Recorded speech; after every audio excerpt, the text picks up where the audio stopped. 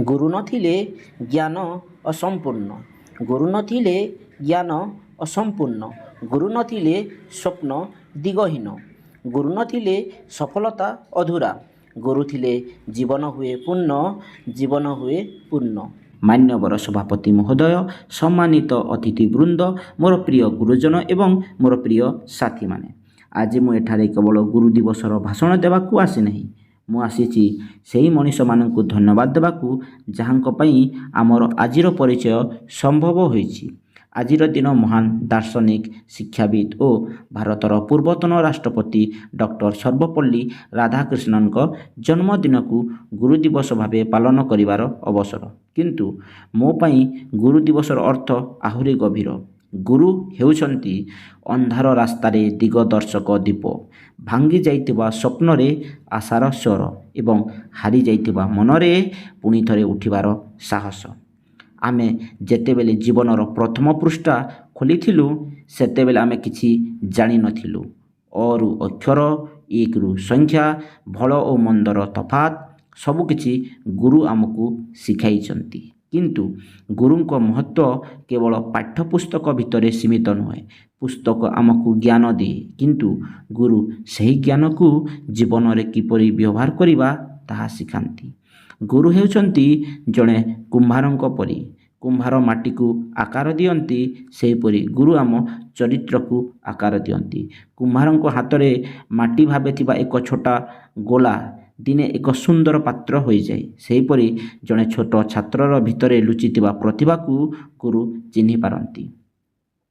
ଗୁରୁ ଆମ ଭିତରେ ଥିବା ସେହି ଆମେ ନିଜେ ଯାହାକୁ ଦେଖିପାରୁନାହୁଁ, ସେହି ମଣିଷଟିକୁ ଦେଖିପାରନ୍ତି। ଯେତେବେଳେ ଜଣେ ଛାତ୍ର ପରୀକ୍ଷାରେ କମ୍ ନମ୍ବର ପାଇ ଭାବେ ମୁଁ ପାରିବି ନାହିଁ, ସେତେବେଳେ ଗୁରୁ କହନ୍ତି ତୁମେ ହାରିନାହିଁ, ତୁମେ କେବଳ ଆଉ ଥରେ ଚେଷ୍ଟା କରିବାକୁ ଅଛି।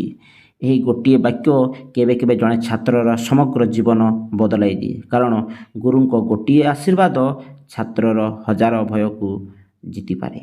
ଆମେ ଜୀବନରେ ବଡ଼ ହୋଇଯିବୁ, ଭଲ ଚାକିରି କରିବୁ, ବଡ଼ ପଦବୀ ପାଇବୁ, ସମାଜରେ ନିଜର ପରିଚୟ ସୃଷ୍ଟି କରିବୁ। କିନ୍ତୁ ଜୀବନର କୌଣସି ଏକ ନୀରବ ସନ୍ଧ୍ୟାରେ ଯେତେବେଳେ ପଛକୁ ଫେରି ଦେଖିବୁ, ସେତେବେଳେ ମନେ ପଡ଼ିବ ସେହି ପୁରୁଣା ଶ୍ରେଣୀଗୃହ, ସେହି କଳାପଟା, ସେହି ଚକ୍ ଧରିଥିବା ହାତ ଏବଂ ସେହି ଗୁରୁଙ୍କ ସ୍ୱର, ଭୟ କରନି, ତୁମେ ପାରିବ।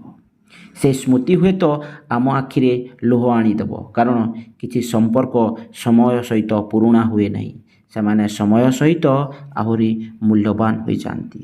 ପ୍ରିୟ ଗୁରୁଜନ, ଆପଣମାନେ ଆମକୁ କେବଳ ପଢ଼ାଇ ନାହାନ୍ତି, ଆପଣମାନେ ଆମକୁ ପଡ଼ିଗଲେ ଉଠିବା, ହାରିଗଲେ ଲଢ଼ିବା ଏବଂ ସଫଳ ହେଲେ ନମ୍ର ରହିବା ଶିଖାଇଛନ୍ତି।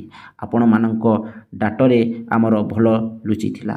ଆପଣମାନଙ୍କ ନୀରବତାରେ ଚିନ୍ତା ଥିଲା।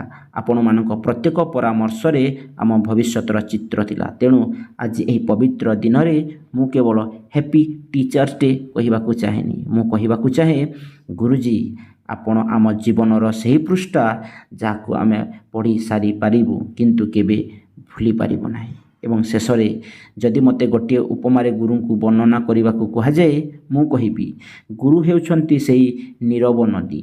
ଗୁରୁ ହେଉଛନ୍ତି ସେହି ନୀରବ ନଦୀ ଯେ ନିଜେ ଗନ୍ତବ୍ୟ ଖୋଜନ୍ତି ନାହିଁ, କିନ୍ତୁ ହଜାର ଜୀବନକୁ ତାଙ୍କର ଗନ୍ତବ୍ୟରେ ପହଞ୍ଚାଇ ଦିଅନ୍ତି। ଆମେ ହୁଏତ ଆକାଶରେ ଉଡ଼ିବୁ, କିନ୍ତୁ ଆମର ପ୍ରଥମ ଉଡ଼ାଣର ସାହସ ଦେଇଥିବା ମଣିଷଟିଙ୍କୁ ଭୁଲିବୁ ନାହିଁ। ଆମେ ହୁଏତ ଜୀବନରେ ଅନେକ ନାମ ଅର୍ଜନ କରିବୁ, କିନ୍ତୁ ଆମ ନାମ ପଛରେ ଯେଉଁ ଗୁରୁଙ୍କ ଆଶୀର୍ବାଦ ରହିଛି ତାହାକୁ କେବେ ଭୁଲିବୁ ନାହିଁ। କାରଣ ମା ଆମକୁ ଜନ୍ମ ଦିଅନ୍ତି, ଗୁରୁ ଆମକୁ ଜୀବନର ଜୀଇଁବା ଅର୍ଥ ଦିଅନ୍ତି। ତେଣୁ ଆଜି ଏହି ମଞ୍ଚରୁ ମୋର ସମସ୍ତ ଗୁରୁଜନଙ୍କ ଚରଣରେ ମୋର ଶତ ଶତ ପ୍ରଣାମ। ଜୀବନରେ କେତେ ଦୂର ଯିବୁ ଜାଣିନାହିଁ, କିନ୍ତୁ ଯେଉଁଠି ପହଞ୍ଚିବୁ ସେଠି ଆମ ସଫଳତାର ଛାୟାରେ ଆମ ଗୁରୁଙ୍କ ଆଶୀର୍ବାଦ ନିଶ୍ଚୟ ଥିବ। ଗୁରୁ ଅଛନ୍ତି ତ ଆମ ସ୍ୱପ୍ନରେ ଦିଗ ଅଛି। ଗୁରୁ ଅଛନ୍ତି ତ ଆମ ପଦକ୍ଷେପରେ ସାହସ ଅଛି।